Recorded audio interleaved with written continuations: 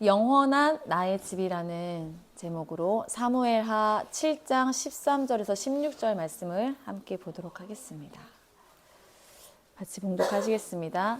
그는 내 이름을 위하여 집을 건축할 것이요 나는 그의 나라 왕위를 영원히 견고하게 하리라.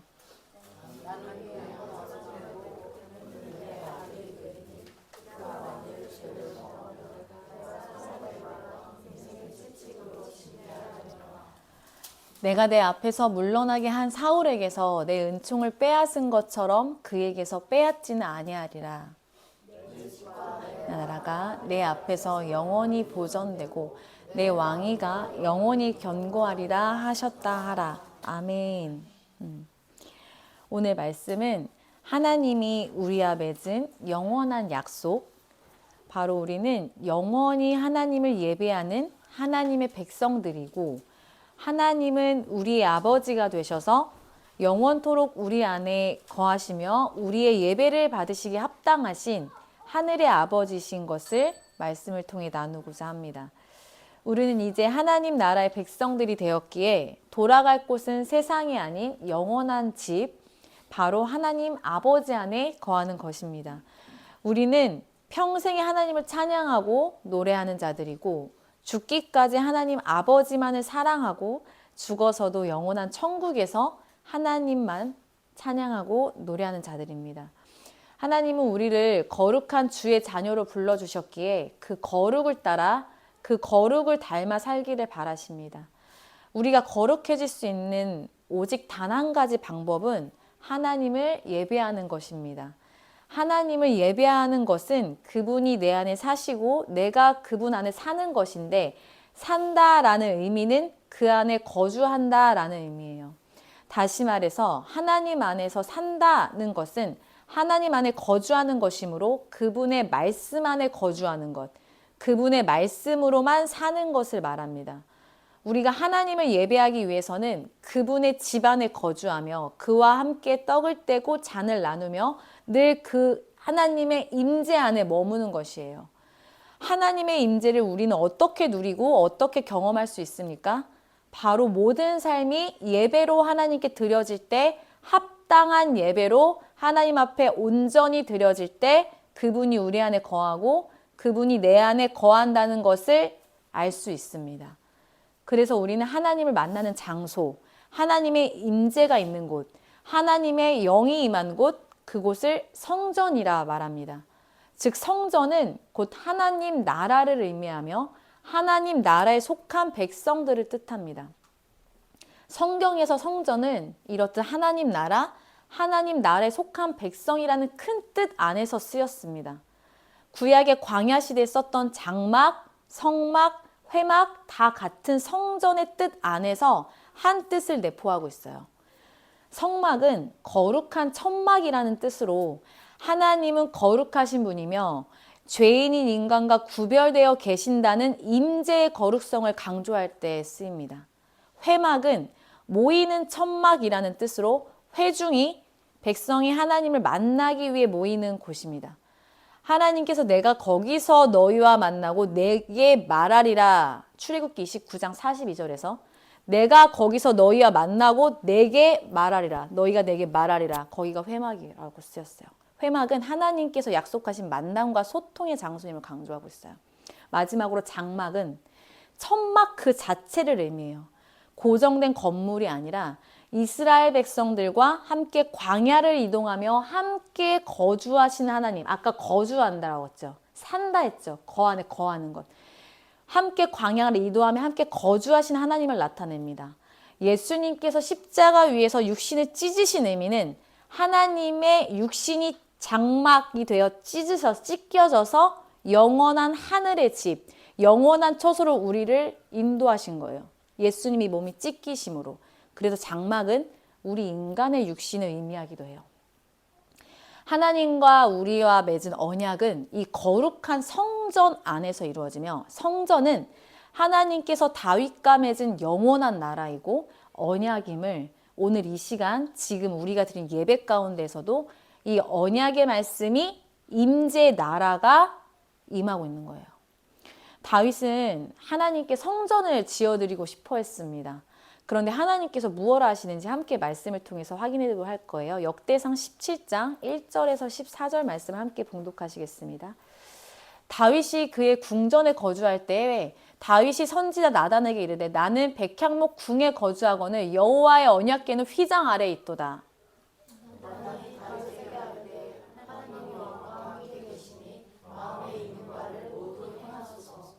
그 밤에 하나님의 말씀이 나단에게 임하여 이르시되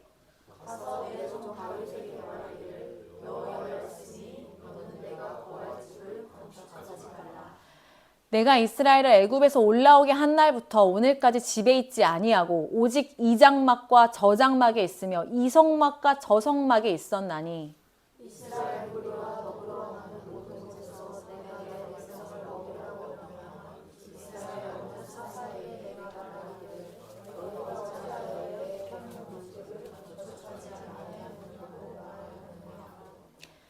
또한 내 종 다윗에게 이처럼 말하라. 만군의 여호와께서 이처럼 말씀하시기를 내가 너를 목장 곧 양떼를 따라다니는 데에서 데려다가 내 백성 이스라엘의 주권자로 삼고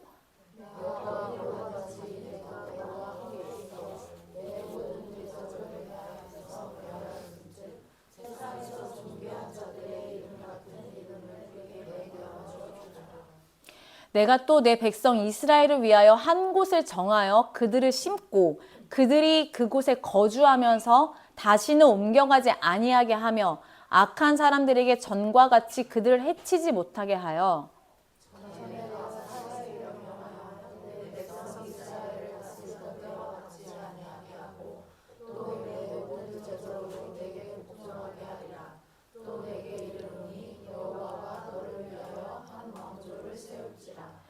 내 생명의 연한이 차서 내가 조상들에게 돌아가면 내가 내 뒤에 내 씨 곧 내 아들 중 하나를 세우고 그 나라를 견고하게 하리니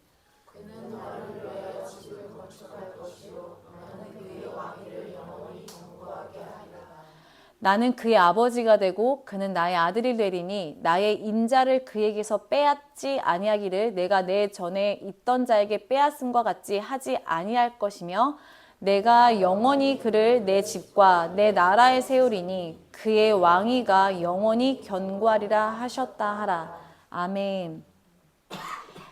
하나님께서는 하나님을 위해 집을 지어주고 싶다는 다윗에게 말씀하십니다. 4절 여주세요. 4절. 너는 내가 거할 집을 건축하지 말라.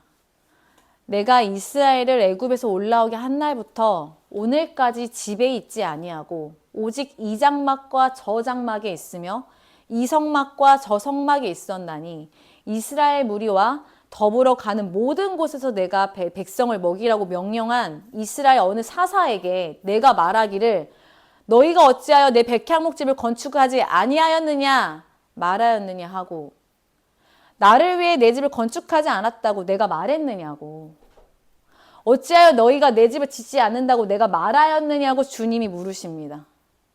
그러시면서 나는 어느 한 곳에 갇혀있는 신이 아니다. 우주 만물 속에 편만한 구석구석 미치지 않은 곳이 없는 빈틈없이 가득한 주님이라는 것이에요. 어느 한 곳에 치우치지 않고 온 지면에 가득 퍼진 상태가 주님의 상태. 무소부재하신 어디에든 계시는 분이시라고 자신을 말씀하시며 난 어디에도 갇혀있는 분이 아니다. 당신의 영광이 미치지 않은 곳이 없음을 말씀하십니다. 난 그리고 너에게 구하지 않았다. 내 집이 필요하다 구하지 않았다 말씀하시며 다윗에게 계속해서 말씀하세요. 7절 8절을 보시면 또한 내 종 다윗에게 이처럼 말하라. 만군의 여호와께서 이처럼 말씀하시기를 내가 너를 목장 곧 양떼를 따라다니는 데에서 데려다가 내 백성 이스라엘을 주권자로 삼고 네가 어디로 가든지 내가 너와 함께 있어 내 모든 대적을 내 앞에서 멸하였은즉 세상에서 존귀한 자들의 이름 같은 이름을 내게 만들어 주리라.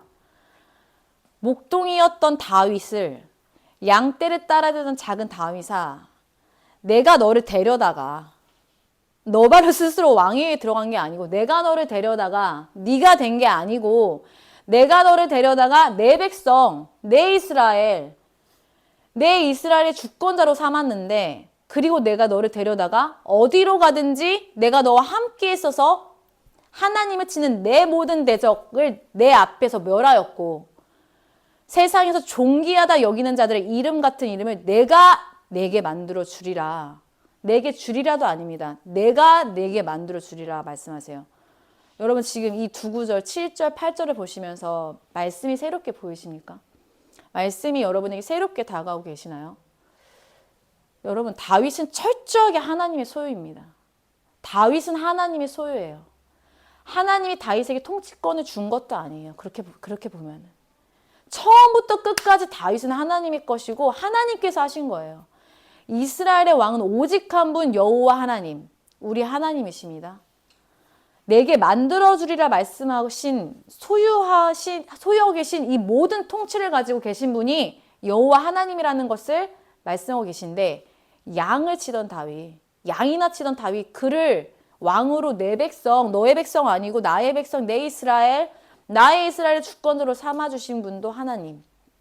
양을 치던 다윗을 데려다가 왕으로 삼아주신 분이 하나님. 다윗이 나가 싸운 전쟁을 이기게 하신 분도 하나님. 모든 것 다 하나님이 이루셨는데 다윗이 뭘 합니까? 다윗이 하나님을 위해 집을 지어드리겠다고 한 것은 어떤 마음이에요? 여러분, 다윗이 우리가 생각했던 다윗이 이런 다윗이었다고? 자, 이 다음에 나올 다윗의 교만이 여기서부터 드러나는데 이 다윗의 교만을 하나님은 당신의 자비하심으로 언약을 체결하심으로써 이 다윗의 교만을 물리치십니다. 하나님 말씀하셔요. 내가 그렇다면 마지막 구절 띄워주시겠어요? 역대상 13, 14쪽부터 해주세요. 예. 내가 그렇다면 내가 너를 위하여 영원한 집을 지어줄게. 너는 나를 위해 왜 집을 짓고 싶은 거야? 나는 너를 위해 왜 집을 짓고 싶냐면 내가 영원히 내 집에 살기 원하기 때문이야. 영원히 내 집에 거하여 영원토록 다윗 왕조가 하나님의 집, 하나님의 집안인 것을 드러내기 위함이야. 그런데 너는 무엇을 드러내기 위함으로 나에게 집을 지어주려 한 걸까? 우리가 때로는 교만하여져서 하나님을 생각한다고 하는 생각들이나 마음들이 진정으로 무엇을 생각했고 무엇을 나타내고 싶어 했는지 우리 주님은 다 아신다는 것입니다. 아멘 할렐루야. 진정으로 나를 생각한 게 아니에요. 하나님 입장에서. 진정으로 나를 생각한 게 아니라 무엇을 드러내고자 한 것이었는 줄을 주님이 다 아신다. 그런데 아시는데 우리 주님 너무 자비하심으로 아신다는 것이 우리에게 얼마나 한없이 베푸는 인자면 영원한 집을 지어주겠대요. 하나님 내가 왕이 됐는데 나는 백향목궁에 거하는데 하나님은 이 장막 저 장막 주님 내가 주님의 집을 지어줄게 했더니 진짜 웃긴 겁니다. 진짜 웃긴 거죠. 내가 너를 데려다가 왕 삼았다니까. 너는 내 건데 내가 거할 집이 없다고 지금 집을 지어줬다는 거야? 근데 그거를 인간적인 방법과 생각이 아니라 그렇다면 난 너를 영원한 집을 지어줄 건데. 그러니까 클래스가 다르다. 우리랑 하나님이랑. 그래서 이 얼마나 끝없는 사랑과 자비인가. 어떻게 그 시점에 다윗 언약을 맺으시냐고요. 우리는 오늘 말씀을 통해서 하나님의 성품을 진짜 돌아봐야 합니다. 돌아볼 수 있기를 주님의 이름으로 축복해요. 10절에 여호와가 너를 위하여 한 왕조를 세우리라. 10절에 보시면 여호와가 너를 위하여 한 왕조를 세우리라. 한 왕조를 세운다는 건 다윗 가문을 말하는데 우리 가문이 왕이 될 것이다. 다윗, 솔로몬에 이어 영원한 통치권자 예수 그리스도까지 다윗 가문에서 나왔죠. 다윗 언약의 진짜 주인은 예수 그리스도세요. 예수님께서 다윗 자손으로 오셔야 하기 때문에 다윗의 가문을 주님이 왕권으로 세워주시는 거예요. 이것은 약속이에요. 우리와 함께 하신 약속. 그래서 다윗이 하나님을 위해 지어드리겠다고 말했던 그 성전이 뭡니까? 그 성전은 하나님께서 하늘에 지은 성전이 되는 것인 거예요. 다윗은 이 땅의 성전을 하나님께 지어드리겠다고 했으나 하나님께서는 하늘에 속한 분이시다. 이 땅에 나는 매이는 분이 아니다. 하늘에 속한 분이시기에 하늘 왕권으로 오실 메시아를 예비하고 영원토록 그 왕국에 머물 하나님의 사람들을 위해 우리죠. 성전으로 지으시는 분, 성전으로 이끄시는 분입니다. 그래서 우리의 집은 영원한 하늘의 집이고 그 천국을 우리에게 주신 거예요. 그렇게 말씀하신 겁니다. 13절에 나는 그의 아버지가 되고 그는 나의 아들이 되리니 나의 인자를 그에게서 빼앗지 아니하기를 내가 내 전에 있던 자에게서 빼앗음과 같이 하지 아니할 것이며라고 말씀하세요. 그 내 앞에 있던 자는 1차적으로는 사울 왕을 의미하지만 하나님의 은혜를 입었다가 범죄함으로 그 직분과 복을 빼앗긴 쫓겨나 엘리 제사장 가문을 말씀하시는 거예요. 출애굽 이후에 하나님께서 모세의 형인 아론과 그의 아들들을 구별하여서 이스라엘의 첫 번째 제사장 가문으로 삼으셨습니다. 아론의 아들들 나답과 아비후가 제사장들이잖아요. 원래 번제단의 불은 하나님께서 하늘에서 내려주신 거룩한 불로 계속 타오르게 유지해야 합니다. 그런데 나답과 아비후가 각자 향료를 가져다가 여호와께서 명령하시지 않은 다른 불로 분향함으로써 여호와 앞에서 불이 나와서 그 두 사람이 그 자리에서 직사합니다. 우리도 바로 즉사할 수 있어요. 저는 그렇게 생각하거든요. 바로 주님이 즉사시키신 거예요. 왜냐? 거룩하지 않은, 주님께서 명령하지 않은 다른 불로 분향했기 때문에 하나님의 규례, 거룩한 불을 어겨서 죽임을 당한 것이죠. 하나님 원래 아론의 가문은 영원한 제사장 직분을 약속하셨어요. 아론의 가문에게. 엘리는 아론의 넷째 아들인데 아론의 넷째 아들 이다말 가문에 속한 제사장이에요. 엘리는. 엘리의 아들들 홈니와 비나스가 성소를 더럽히고 범죄했어요. 하나님은 엘리 가문에 내렸던 약속을 취소하시는 선언을 하십니다. 여러분, 하나님께서 약속을 지키시는 분이시지만 약속을 취소하시기도 하시는 분이에요. 사무엘상 2장 30절 시작. 내가 이전에 내 집과 내 조상의 집이 내 앞에서 영원히 행하리라 하였으나 이제 나 여호와가 말하노니 결단코 그렇게 하지 아니하리라. 아멘 할렐루야. 결단코 그렇게 하지 아니하리라. 결단코. 여러분, 하나님 오해하지 마세요.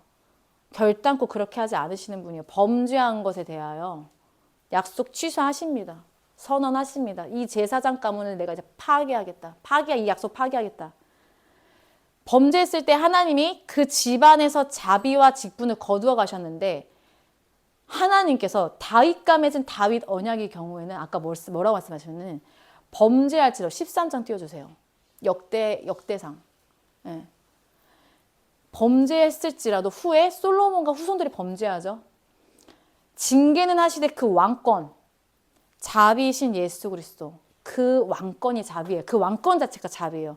그 왕권 자체를 완전히 빼앗아 가문이 멸절되지 않게 하겠다는 영원한 언약을 다윗과 맺으셨는데 여러분 할렐루야, 우리가 왜 다윗 언약입니까? 우리 예수님 때문에 이거 얻은 거예요. 왜 안 놀라세요? 예수님 때문에 우리는 이거를 얻은 거예요. 다윗 언약을 얻은 자들. 할렐루야. 우리는 파괴도 이미 끝났죠. 이미 그 제사장 직분에서 우리는 이미 탈락되어야 되고 이미 우리는 없어져야 돼요. 이미 지옥불로 떨어져야 합니다. 그런데 왜 우리는 걸었냐? 예수님 때문이죠. 그 약속을 이루신 성취가 예수님이기 때문에 하나님 이것을 파괴하지 않으시겠다. 언제요? 이 약속 언제 하신 줄 아세요? 예수님이? 하나님께서 다윗이 하나님을 위해 성전 지어드리고 싶다고 말했을 때예요. 사람의 어리석음, 인간의 교묘한 교만함까지도 주님 다 아시고 이미 다 아셨고 그럼에도 불구하고 왜 다윗과 이 언약을 체결하시면서 다윗을 사랑하셨을까요? 정말 주님의 크고 광대하신 주님의 사랑을 우리가 다 알 수 없는 것입니다. 하나님이 정하신 바예요. 후에 솔로몬으로 인해 이스라엘은 북이스라엘과 남유다로 분열됩니다. 솔로몬의 타락으로 인하여. 그러나 주님이 약속하신 다윗 언약을 끝까지 지켜나가십니다. 하나님께서. 남유다가 멸망하여도 하나님은 우리와 맺은 언약을 반드시 성실하게 신실하게 이루어 가십니다. 아멘. 그러니까 여러분들이 어떤 자인 줄 아시겠어요? 다윗 언약 안에 있는 사람들이라고요. 절대 파기되지 않아요. 두려워하지 마세요. 내가 이렇게 살면 없어질까 봐 약속이 절대 그렇지 않습니다. 예수님 때문에 여러분 사신 거예요. 그러니까 여러분 때문에 여러분 예수님 때문에 사시는데 왜 여러분 예수님 때문에 엎어지지 않으세요? 왜 엎드리지 않으시는 거죠? 왜 이렇게 빳빳한 거죠, 우리가? 엎드리십시오. 하나님 앞에 엎드리세요. 여러분 죽어도 1000번 죽고 10,000번 죽고 억주원 죽어야 돼요. 없어야 돼. 이런 계약 없어. 이런 계약 체결 없어야 됩니다. 우리에게는. 우리 같은 분들에게는 이런 거 주시면 안 되는데 예수님 때문에 우리 살리신 거예요. 하나님께서 성전을 지으라고 한 때는 말씀에서 보면 성전을 지으라고 할 때는 한때는 평안의 때입니다. 신명기 12장 10절에서 12절 말씀을 함께 봉독하시겠습니다. 시작.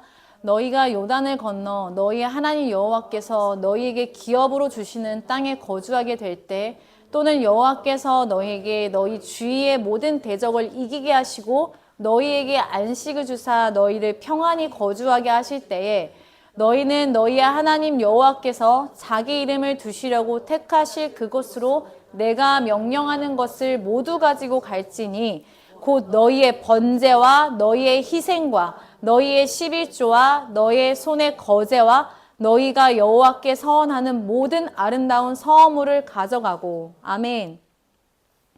다윗의 시대에는 그들의 평안을 위협하는 전쟁이 있었습니다. 전쟁을 많이 해서 억울한 사람의 피를 많이 흘렸어요. 다윗의 시대에는. 그러나 곧 있을 평안의 시기를 위해서는 전쟁의 시기가 필요했었습니다. 다윗의 시기는 주변 민족을 복종시켜야 하는 사명이 다윗에게 있었던 것이죠. 이후에 솔로몬이 하나님의 성전을 짓게 되는데 솔로몬의 평안을 위해서 다윗은 싸운 것입니다. 솔로몬 때 성전이 지어져야 하기 때문에 전쟁에서 이기는 것은 다윗을 위함도 아니고 솔로몬을 위함도 아니고 하나님을 위함인 하나님의 축복이자 하나님이 후에 이루실 성전을 짓기에 합당한 축복이었던 것입니다. 다윗이 전쟁에 참가해서 이기는 모든 것은 모두 하나님의 축복이었고 그 축복은 다윗의 축복 같아 보이나 다윗의 전쟁 같아 보이나 거룩한 하나님의 전쟁이고 이후에 지어질 성전을 위한 축복인 것입니다. 솔로몬은 평화로운 때에 성전을 건축할 수 있었어요. 아버지가 다 마련해 놓은 것으로 아주 쉽게 성전을 건축할 수 있었어요. 다윗이 전쟁에서 취한 전리품을 가지고 성전 건축에 필요한 성물을 마련하는 데 쓰였어요. 여러분, 지금 이 시대에 우리에게 맡겨진 수많은 악의 세력들이 있습니다. 그 악한 공격들이 있어요. 이 세대 속에서 다음 세대를 우리가 품고 싸워야 하는 악의 진들을 우리가 싸워 이겨야만 하는 이유는 바로 이들이 다음 이 평안의 시대를 살아갈 시대가 있기 때문인 것입니다. 다윗이 피를 많이 흘리고 싸웠듯 그 싸움으로 해서 전리품을 챙겨서 우리 아들이 성전 지었을 때 그 성물에 필요한 자금을 마련됐듯이 우리가 다윗과 같이 하나님을 대적하는 것, 적그리스도와 싸우고 이 다음 세대가 살아갈 평안의 시대를 위해서 이들이 질 하나님의 성전을 위해 우리는 끊임없이 우리의 역할들을 해야 합니다. 하나님이 우리에게 맡기신 시대의 사명을 감당해야 합니다. 여러분, 이것이 하기 싫다고 뒤로 물러나면 안 돼요. 이거를 막아서야 합니다. 다윗이 싸운 것처럼 우리가 여기서 막아서야 돼요. 이 전쟁에서 하나님이 승리케 하셨다고. 모든 전쟁을 승리케 하셨어요. 다윗의 모든 전쟁을 다 승리케 하셨어요. 우리는 이미 승리한 것입니다. 그러나 나와서 싸울 자가 없고 피 흘리는 사람이 없고 하나님의 말씀대로 사는 자가 없고 거룩을 외치는 자가 없기 때문에 이 시대에 그 교회가 어디지? 도대체 그 교회가 어디 있을까라고 주님 찾고 계신 거예요. 이 다음이 있는데 싸울 자가 이긴 승리를 아무도 안 하기 때문에 그러나 이긴 승리거나 있지만 반드시 피는 납니다. 우리는 죽어나는 거. 우리는 찢김을 당해요. 그것을 싸워야 한다는 거죠. 말씀으로. 우리가 먼저 말씀으로 서야 한다는 것이에요. 신명기 12장 11절에서 말씀하신 것처럼 하나님께서 정하신 곳이 있어요. 너희는 너희 하나님 여호와께서 자기 이름을 두시러 택하실 그곳 내가 명령하는 것을 모두 가지고 갈 테니 곧 너희의 번제와 너희 희생과 너희의 11조와 너희 손의 거제와 너희가 여호와께 서원하는 모든 아름다운 서원물을 가지고 이것이 우리가 방금 앞전에 말한 이 싸움이에요. 너희의 번제와 너희의 희생과 너희의 11조와 너희의 손의 거제와 너희가 여호와께 서원하는 모든 너희의 아름다운 서원물을 가지고 그게 어디예요? 하나님이 정하신 곳이에요. 우리 안에 이미 성전이 있고 그 성전 안에서 주님은 싸우고 계시다는 얘기입니다. 그 내가 택한 곳, 그곳에서 예배를 드려야 한다. 그곳에 성전을 세워서 예배 드려야 한다. 택하신 그곳, 한 곳을 정하셨습니다. 그곳이 어디냐면요. 그곳을 말씀하시려고 다윗이 하나님 앞에서 죄를 범합니다. 그곳을 말씀하시려고. 다윗이 인구조사를 하면서 하나님 앞에서 범죄하게 돼요. 아까 하나님을 위해 집을 지어드리겠어요. 집을 지어드려야겠습니다. 하나님을 위해 성전 지어드려야겠습니다. 했던 그 교만의 전도조상을 아까 봤잖아요. 그것을 보내고 교만은요 반드시 전도조상이 있어요. 그리고 반드시 그 교만이 드러나는 순간이 옵니다. 다윗이 자신의 군사력을 확인하기 위해서 인구조사를 실시해요. 여러분 정말 놀랄 일이죠. 여러분 다윗을 얼마나 아름답게 그동안 아셨습니까? 내 군사력. 분명히 아까 하나님께서 말씀하셨어요. 내 이스라엘이라니까. 내 백성, 내 소유 분명히 말씀해 주셨어요. 그 후에 됐다 너는 나를 위해 성전 건축하지 말라. 4절에서 역대상 4절에서. 내가 너를 위해 하늘의 집을 지어줄게 라고까지 했는데 그 자비로우신 주님의 말씀을 다윗이 어떻게 합니까? 그 다윗과 언약까지 맺으시면서 주님이 다윗을 이끌어 주시는데 다윗이 또다시 내가 왕인 것을 드러냈다. 내가 왕이다. 내 군사가 몇 명인지 세어보라라고 사람들을 보내요. 역대상 22장 1절에서 8절 한번 보겠습니다. 같이 봉독할게요. 사탄이 일어나 이스라엘을 대적하고 다윗을 충동하여 이스라엘을 계수하게 하니라.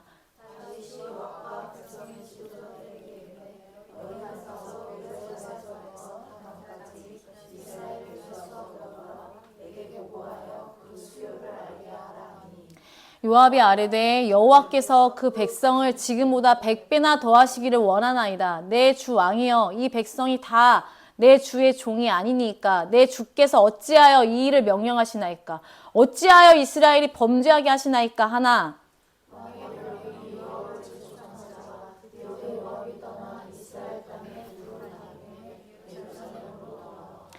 요압이 백성의 수요를 다윗에게 보고하니 이스라엘 중에 칼을 뺄 만한 자가 110만 명이요 유다 중에 칼을 뺄 만한 자가 47만 명이라.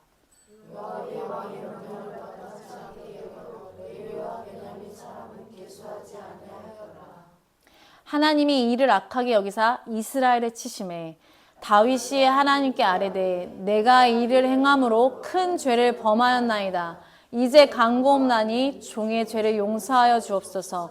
내가 심히 미련하게 행하였나이다 하니라. 미련한 다윗입니다. 다윗이 여러분 그동안 어떻게 보셨어요?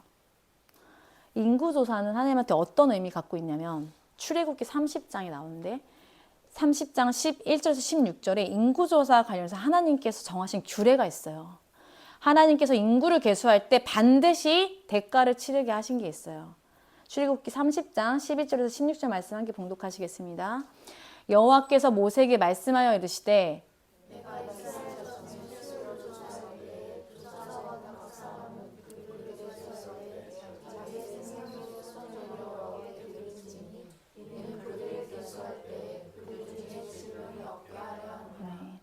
무릇 계수 중에 드는 자마다 성소의 세겔로 반세겔을 낼지니 한 세겔은 20게라라. 그 반세겔을 여호와께 드릴지며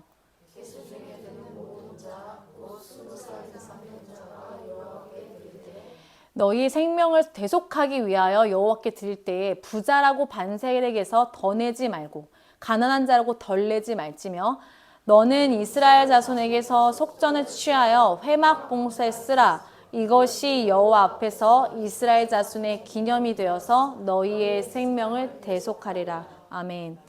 인구조사의 대가는 바로 생명의 속전, 즉 조사받는 각 사람이 자기의 생명의 대가, 속전을 여호와께 드려야 한다고 명령하셨습니다. 부자라고 더 내지 말고 가난한 자라고 덜 내지 않는 동일한 금액이었는데요. 이는 모든 생명의 가치가 하나님 앞에서 평등함을 의미해요. 성소의 세겔로 반세겔을 내야 하는 것인데 이틀치 품삯 정도 되는 금액이에요. 인구조사는 누가 이 백성의 주인인가를 확인하는 행위입니다. 반대로 백성의 주인이 누구인가를 확인하는 행위이기도 했던 것이에요. 백성의 주인이 하나님을 인정하며 생명의 값을 드리지 않으면 그것은 인간 왕의 교만이 되어 재앙, 질병이 내릴 것이라고 주님이 이미 말씀하신 거예요. 결국 다윗은 어떻게 했어요? 생명의 값을 내지 않음으로써 내가 왕인 것을 증명한 거예요. 백성의 주인이 자신인 것을 고백했다고요. 마태복음 17장 27절에서 24절에서 27절에 보시면 예수님께서 성전세를 반세겔 내시는 장면이 나와요. 예수님은 성전의 주인이에요. 심지어. 그런데 세금을 낼 의무가 없으셨지만 뒤에 오는 천국에서 큰 사람 말씀해 주시려고 베드로에게 낚시시켜서 물고기 입에서 나온 한 세겔을 예수님과 베드로 두 사람의 몫을 내고 성전세를 내고 들어가셨습니다. 다윗이 인구조사 할 때 예수님도 지켰다고요. 그럼 다윗이 무슨 짓을 하고 있는 거 보세요. 다윗이 인구조사를 할 때 백성에게 이 반세기를 걷어서 하나님께 드렸다면 그것은 내 군사력이 강한 것이 아니라 이 백성 한 명 한 명의 생명이 하나님의 것입니다라는 고백이 되었을 것입니다. 이것을 오늘날도 따지면 교회의 헌금을 말하는 거예요. 예물을 말하는 거예요. 우리 하나님께 예물 드리는 것은 내가 하나님의 백성입니다. 나는 하나님의 소유입니다. 내가 가진 모든 것은 하나님의 것입니다. 드리는 게 우리가 드리는 지금의 헌금의 형태인 거예요. 이게 여기서 나온 거예요. 하나님께 드리는 것 자체가 우리가 예배 드리고 우리가 마음으로 예배 드릴 수 있지만 내가 갖고 있는 내 소유 다 하나님의 것이라는 거. 내 생명, 내 속전세, 나를 대속하신 그 금액을 값을 하나님께 드리는 게 오늘날 교회의 헌금이다. 그러나 다윗은 자신을 시인하지 않은 거예요. 자신이 누구인지 고백하지 않으므로 자신이 왕이 된 것이 자아도취 되어서 어떻게 합니까? 전염병으로 7만 명의 백성이 목숨을 잃는 대가를 주님이 치르게 하셨다. 이게 다윗이에요. 역대상 21장 18절에서 30절을 함께 봉독하도록 하겠습니다. 여호와의 천사가 갓에게 명령하여 다윗에게 이르시기를 다윗은 올라가서 여부스 사람 오르난의 타작마당에서 여호와를 위하여 제단을 쌓으라 하신지라.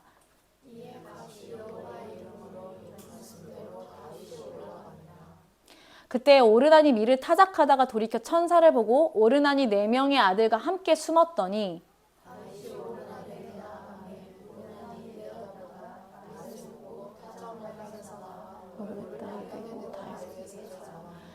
다윗이 오르난에게 이르되 이 타작하는 곳을 내게 넘기라. 너는 상당한 값으로 내게 넘기라. 내가 여호와를 위하여 여기 한 제단을 쌓으리니 그리하면 전염병이 내 백성 중에서 그치리라 하니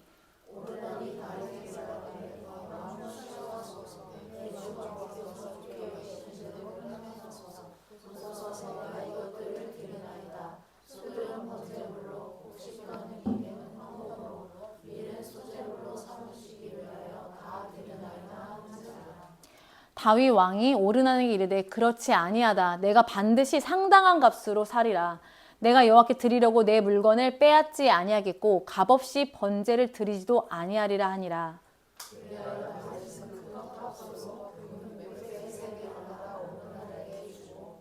다윗이 거기서 여호와를 위하여 제단을 쌓고 번제와 화목제를 드려 여호와께 아뢰었더니 여호와께서 하늘에서부터 번제단 위에 불을 내려 응답하시고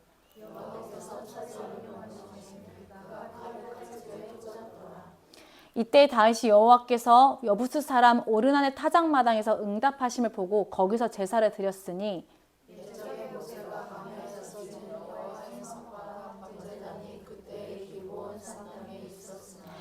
다윗이 여호와의 천사의 칼을 두려워하여 감히 그 앞에 가서 하나님께 묻지 못하더라.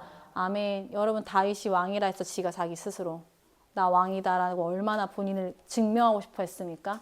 주님께 집 지어드릴게요. 내 군사 칼 뺄 수 있는 사람이 얼마인지 세고 와.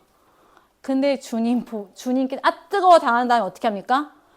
정확하게 값을 내고 내가 이걸 사겠다라고 말하고 있어 지금. 내가 상당한 값을 치르고 이걸 사겠다. 무서워 죽는 거예요 하나님이. 여러분 이게 하나님이에요. 다윗 왕이 하나님 무서운 줄 모르고 그 뜨거운 맛을 보고 전염병으로 7만 명이 죽으니까 이제 어떻게 합니까? 다 죽게 생긴 거예요. 내가 그 생각에 내 교만 때문에 7만 명의 백성이 죽은 걸 보면서 정말 얼마나 마음이 뜨거웠겠습니까? 얼마나 놀랐어요. 발이 막 뜨거웠을 거 아니에요. 이거 큰일 났다. 우리 주님을 내가 이렇게 한 것에 대해서 주님이 알고 계시고 이건 정말 큰일 날 일이다 하고 갔는데 그 사람이 그냥 주겠다고 했더니 내가 제값을 주고 상당한 금액을 주고 이것을 살 테니 나에게 이걸 달라라고 말해요. 다윗의 하나님의 성전이 지어져야 하는 곳은 어디입니까? 하나님의 성전이 지어져야 하는 곳을 위해서 지금 우리는 말씀을 지금 오늘 달려가고 있어요. 하나님의 성전이 지어져야 하는 곳이 어디인가? 이스라엘의 구원뿐만 아니라 모든 이방인이 포함되어 있는 곳이어야 하는 거예요. 하나님은 다윗의 소유지가 아닌 이방인이었던 여부스 사람, 여부스 사람은 이방인인데 이 여부스 사람의 땅을 지목하셨습니다. 이는 하나님의 구속의 속성을 잘 보여주는 구원이 이스라엘뿐만이 아니라 모든 민족에게 있음을 보여주는 건데, 이 타작마당이 가지는 영적 의미는 심판과 회개의 장소라는 것입니다. 인구조사라는 다윗의 교만, 타작마당이 뭐 하는 것이에요? 알곡과 쭉정이를. 인구조사라는 다윗의 교만, 바로 쭉정이를 버리고 진정한 다윗의 회개에 알곡을 드리는 장소로 하나님께서 여부스 사람, 이방인인 이 오르난의 타작마당을 선택하신 거예요. 이곳이 어디냐면요, 아브라함이 아들 이삭을 바치려 했던 모리아 산이에요. 그곳이 바로 이곳이고, 아브라함이 이삭 대신 순양을 드렸던 그 대속의 장소예요. 다윗이 정당한 값을 지불함으로써 하나님의 주권을 인정했죠. 그리고 회개하고 회복의 장소가 된 곳이고, 그리고 이곳이 바로 어디냐면요, 이곳이 성전이게 됩니다. 예수님이 십자가를 지신 예루살렘이 돼요. 오르날 타작마, 이 여부스 사람 오르날 타작마당이 이곳이 하나님의 성전이 되어야 했던 것이죠. 하나님 보시기에 이곳이 하나님의 성전이 되어야 하는 것이었던 거예요. 내 집과 내 나라가 내 앞에서 영원히 보존되고 왕위가 견고하리라 말씀하신 하나님과 다윗이 맺은 언약을 신실하게 아브라함 때부터 예수님에 이르기까지 이루어 가십니다. 근데 이곳이 어디예요? 다윗이 범죄하여 가서, 다윗이 어떤 범죄를 했어요? 하나님 앞에서 교만하게 굴었잖아요. 자기가 왕이라고 생각했잖아요. 하나님 모든 것을 허락했던, 하나님 모든 소유가 다윗인데 그 소유가 하나님 것이 아니라 본인이 할 수 있다 생각했던 그 지점에 하나님 이곳에 보내셔서 이곳에서 하나님을 만난 거예요. 29절 30절에서 옛적에 모세가 광야에서 지은 여호와의 성막과 번제단이 그때 기브온 산당에 있었으나 다윗이 여호와의 천사의 칼을 두려워하여 감히 그 앞에 가서 하나님께 묻지 못하더라. 당시 이스라엘의 공식적인 중앙 성소는 모세가 만든 성막과 번제단이 있는 기브온 산당이었습니다. 수백 년간 지켜온 모세의 성막, 그 기브온이라는 형식을 넘어서 지금 뭐예요? 다윗이 서 있는 이곳, 다윗이 지금 회개하는 이 현장에서 하나님은 다윗의 예배를 받으십니다. 26절에서 하나님이 하늘에서 불을 내려 응답하세요. 하늘에서 불을 내려 응답하시고, 이제 하나님의 임재의 장소가 그 기브온, 모세가 만든 성막과 번제단은 그 기브온이 아니라 예루살렘, 오르난의 타작마당임을 확정해 주시는 장면이에요. 다윗은 오르난의 타작마당에서 하늘에서 내린 불을 받은 직후에 장차 세워질 하나님의 성전 터임을 단번에 깨닫습니다. 이곳이 하나님의 성전 터인 것을 단번에 깨달아요. 역대상 22장 1절 말씀 함께 선포합니다. 다윗이 이르되 이는 여호와 하나님의 성전이요 이는 이스라엘의 번제단이라 하였더라. 아멘. 여러분, 사람이 이렇게 작은 거예요. 사람이 큰 것 같잖아요. 내 앞에 있는 사람이 굉장히 커 보이잖아요. 내가 이 사람 앞에서 잘 보여야지만 될 것 같잖아요. 세상이 커 보이잖아요. 여러분, 이렇게 작은 거예요. 이게 이렇게 작은 거예요. 하나님이 보시기에. 하나님 나라에서 이것을 보고 있노라면 작고 작아서 이미 먼지예요. 하나님이 다윗이 예배 드리는 것을 보고 불 내리셨습니다. 그리고 여호와 하나님께 고백 바로에 다윗이 말합니다. 다윗이 이르되 이는 하나님의 성전이요 이는 이스라엘 번제단이라. 늘 기브온 산당 가서 예배 드려야 되는데 다윗이 서서 회개한 그 장소가 하나님의 성전이라는 거예요.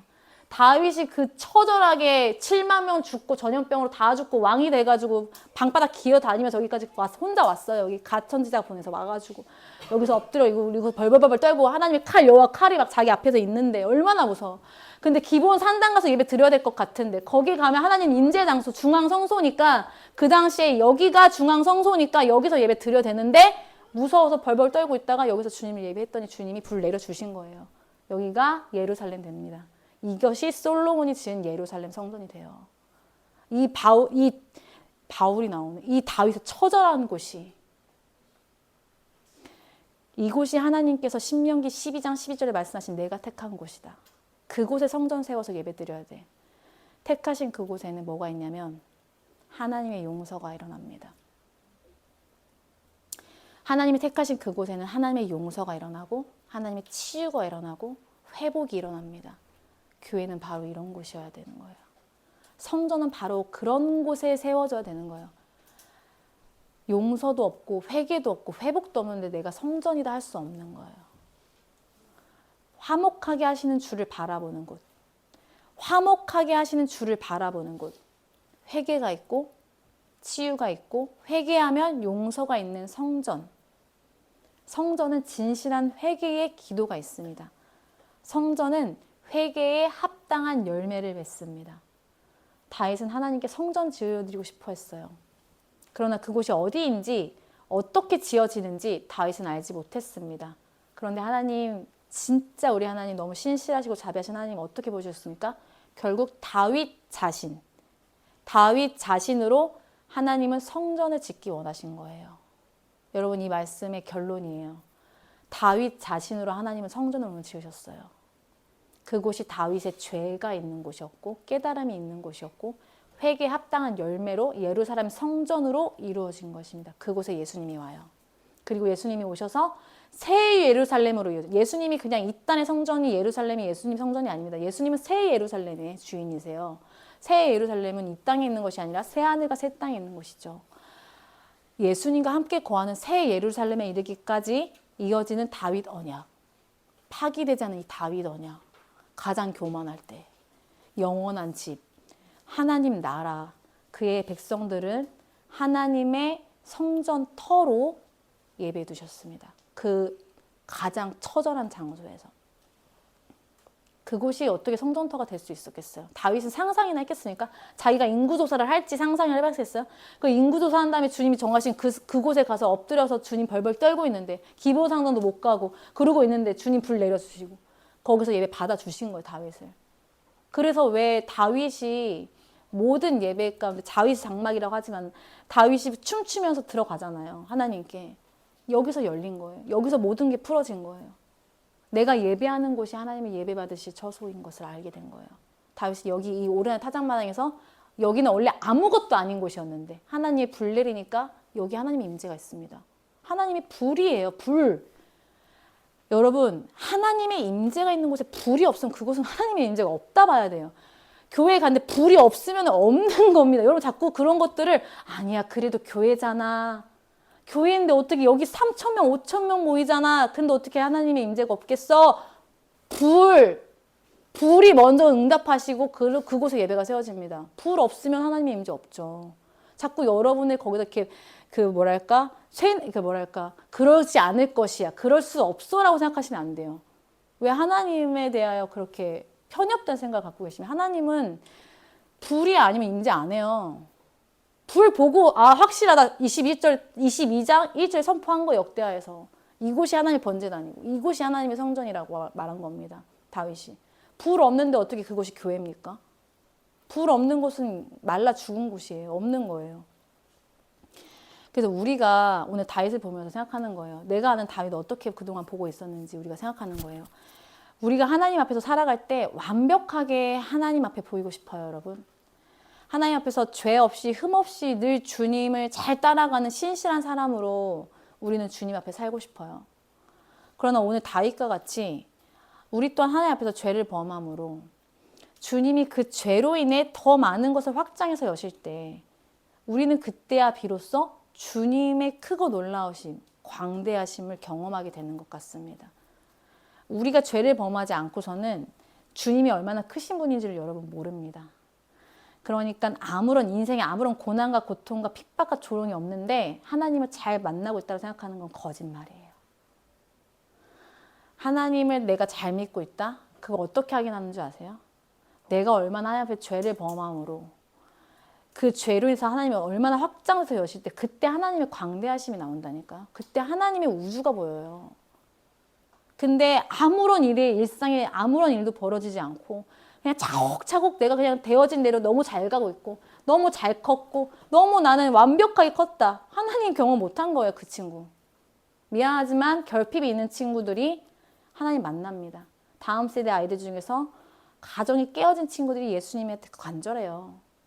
모든 게 충족되어 있고 결핍이 없는 친구들은 예수님이 누군지 모릅니다. 그러나 정말로 결핍이 있고 우리 엄마 때문에 내가 더 잘 살아야 되고 우리 아빠 때문에 내가 열심히 살아야 된다는 그 결핍 하나가 그 아이를 위대한 사람으로 주님 끌고 가세요. 왜냐하면 너는 나를 의지하기 때문에. 너의 주인이 나지, 너의 소유가 나야 하는 거를 주님이 그 친구한테 이미 알게 하셨어요. 뭘로? 엄마의 눈물로, 엄마의 눈빛으로, 엄마의 부족함 때문에 이 아이가 오매불망 어떻게 될까봐 걱정하는 엄마의 그 눈빛 하나로 이 아이는 다 알아요. 다 안다고. 그러나 그것이 없는 애들이 어떤 아이 됩니까? 교회에서 처음부터 잘 크고 그냥 모든 시스템 다 갖춰진 곳에서 자라나고 이 아이에게 뭐가 주어집니까? 이 아이에게 뭐가 간절합니까? 여러분 큰일이에요. 대한민국에 지금 애들한테 모든 손을 다 주어주고 있기 때문에 청년들한테 모든 걸 다 주어주고 있기 때문에 그래도 청년들은 그 시대에 결핍이 있었어요. 그래도 지금의 청년들은. 근데 지금의 세대 아이들은 결핍이 없어요. 이것이 가장 큰 최악의 지금 시나리오예요. 이게 지금 사탄 마귀가 꿈꾸는 세상이에요. 모든 것을 그 아이의 손에 다 쥐어주리라. 네가 원하는 거, 네가 갖고 싶은 거 다 네가 주인 되란 말이야. 네가 하고 싶은 거 다 할 수 있어. 공부에 미친 애들, 세상에 미친 애들, 노는 거에 미치는 거, 모든 걸 다 미치게 만들어요. 그런데 딱 하나, 예수님한테 미치게 안 만들지. 왜냐면은 예수님을 얻으면 왕이니까 다 얻은 거니까. 그거를 모르게 하려고 애들한테 다 충족을 시켜주는데 오히려 결핍이 있는 친구들은 그 엄마의 눈에서 아빠의 눈에서 그 슬픔이 보이기 때문에 아이가 자라납니다. 하나님 안에서. 그래서 우리에게 좀 부족한 것이 있는 걸 축복으로 여기고 내가 남들보다 다른 것을 축복으로 여기고 내가 남들보다 가지지 못한 것을 축복으로 여기시는 여러분 되길 원해요. 그것이 없는 것이 자랑이 아니에요. 여러분 그거 없는 게 진짜 불행입니다. 정말 그게 없는 게 불행이에요. 그러면 그거 갖고 있는 게 축복이라는 거예요. 인생이 너무 잘 풀리고 인생이 너무 잘 돼. 불행입니다. 지금 하나님이 누군지 모르지 너는. 근데 정말로 없는 자들은 하나님이 누군지 안다니 그것밖에 없어요. 다윗 보세요. 언제부터 막노릇을 합니까? 여러분 다윗 그렇게 좋은 사람이 아니라 저는 생각해요. 그런데 하나님께서 원하신 걸 어떻게 합니까 우리가? 내 마음에 합한 자라고 하고 시편의 모든 고백을 보세요. 다윗 같은 자가 어디 있어? 그런데 이런 죄를 진다 하나님 앞에서. 그런데 그 죄가 결국엔 하나님의 성전이 됩니다. 하나님은 다윗의 교만함으로 하늘에 집을 지어주겠다 약속하셨고 또다시 다윗의 교만함으로 예루살렘 성전터를 다윗에게 보여주셨어요. 우리를 통해 하나님께서 회개에 합당한 열매를 맺어가실 때 우리는 비로소 주 안에서 온전하고 완전하심을 누리게 되는 거예요. 하나님은 모든 것을 자신의 도구로 통로로 삼으신다는 것을 여러분 믿으시기 바랍니다. 하나님은 모든 것을 당신의 도구와 통로로 사용하고 계세요. 우리의 어리석음, 우리의 교만함, 깨닫지 못하는 그 교만, 그래 우리의 오만함, 자만, 나 좀 뭐가 된 것 같은 그 자신감, 결국 모든 하나님의 새 예루살렘으로 향하고 있는 그 방향 안에 놓인 것인 것이 우리라는 거예요. 괜찮다는 거예요. 그렇다고 해서 그럼 계속 교만해야지 그 얘기가 아니라 그렇게 우리가 죄를 범하는 걸 알지만 결국에는 새 예루살렘으로 내가 가고 있구나. 이 교만함 때문에 주님 이걸로 나를 성전 지어주시려고 지금 이거 가고 있구나라는 것을 우리를 알게 하신다. 뭘로? 주님의 광대하심으로 보여주죠. 우리는 놀랍니다. 늘 항상 주님은 놀라우신 분이기 때문에 여러분들 안에서 주님을 갖두지 마시고 항상 주님을 놀라워하세요. 아론 가문 보셨잖아요. 아론 가문과 맺은 언약을 하나님 취소하셨어요. 다윗과 맺은 언약을 아론도 주님 쓰셨습니다. 이스라엘 최초의 제사장 가문이에요. 근데 다윗과 맺은 언약은 오늘도 지금도 지금 신실하게 이루어가고 있는 거예요. 다윗의 왜 언약이 우리 거예요? 예수님 때문입니다. 다윗의 가장 처절한 곳에서 그의 아들 솔로몬이 성전을 건축하여 예루살렘 성전이 세워집니다.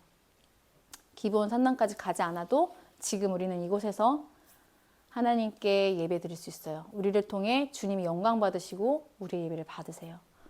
우리를 통해서 하나님이 예배 받으실 그 처소를 택하시고 하나님께서 우리를 그곳으로 부르시고 하나님께서 우리를 그곳에 두십니다.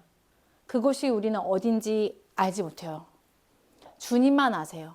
그래서 신실하게 오늘의 삶 속에서 여러분 한 사람 한 사람을 그들의 일상 가운데서 하나님이 여전히 당신을 가두지 않으시고 갇혀있지 않은 채로 자유롭게 하나님은 예배를 받으십니다.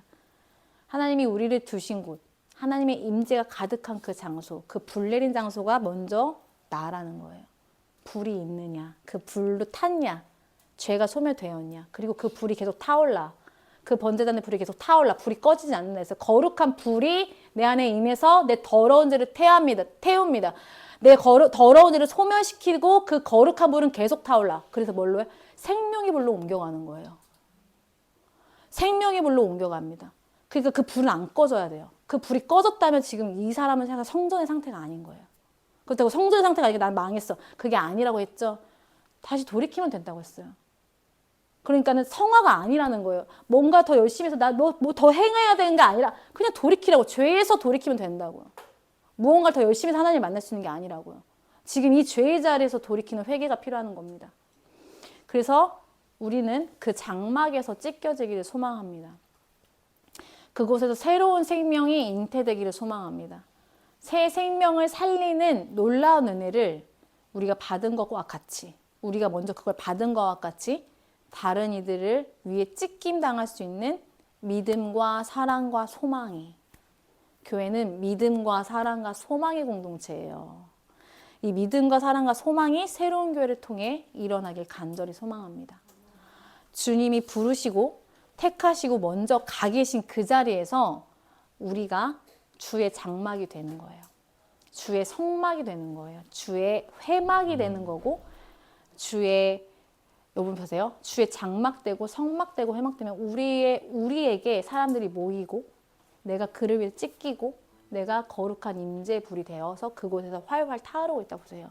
여러분이 중심에 모든 사람이 이 회막으로 성막으로 장막으로 모여듭니다.